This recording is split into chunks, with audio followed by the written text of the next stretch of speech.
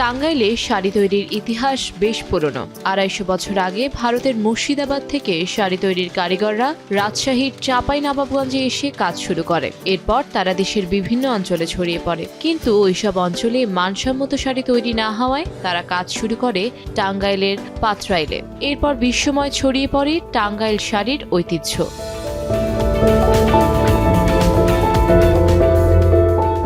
৯ December বিকেলে ভারতের নয়াদিল্লিতে UNESCO representative list of intangible cultural heritage of humanity অনুষ্ঠানে টাঙ্গাইল শাড়িকে বুনন শিল্প হিসেবে স্বীকৃতি দেয়া হয়। তবে ন্যায্য মূল্য না পাওয়ায় দেখা দিয়েছে কারিগর সংকট।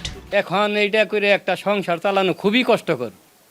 নুন আনতে পান্তা ফোরায়, পান্তা আনতে নুন, এইরকম অবস্থায় আছে। মজুরি কম, দাম বেশি, বা এই চলে না এর লিগে। কারিগর আসবো কি ভাই, কাজ কামের যে পজিশন, যে কাজ হয় এই কাজে সংসার চলে না ভাই।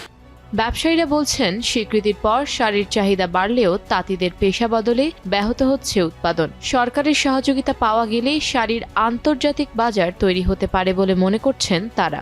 যারা কাজ করে ওদের যে পারিশ্রমিক দেই, ওদের ওই পারিশ্রমিক আসলে চলে না বিধায় ওরা অন্য পেশায় চলে যাচ্ছে, নতুন কারিগর শিখতেছে না। ইউনেস্কো স্বীকৃতি পাওয়ার ফলে শাড়ি আগের থেকে অনেক বেশি পড়বে বা চলবে, এরকম অবশ্যই আশা করা যায়। আশা করি ব্যবসার কিছু প্রসার লাভ করবে, আন্তর্জাতিক বাজারে হয়তো কিছু বাজার আমরা ধরে রাখতে পারবো, যদি সরকারের সহযোগিতা থাকে, সরকারের পৃষ্ঠপোষকতা থাকে। আমরা যে ম্যাটেরিয়ালগুলো আনি বেশিরভাগই তো সবকিছু বাইরের, তো সেগুলো ভ্যাট ট্যাক্স দিয়ে ডবল পড়ে যায়, এবং শাড়ি বানানোর ক্ষেত্রেও যে খরচটা পড়ে যায়, যাতে আমাদের বিক্রি করাটা অনেক কঠিন হয়ে যায় মেশিনের শাড়ির সাথে।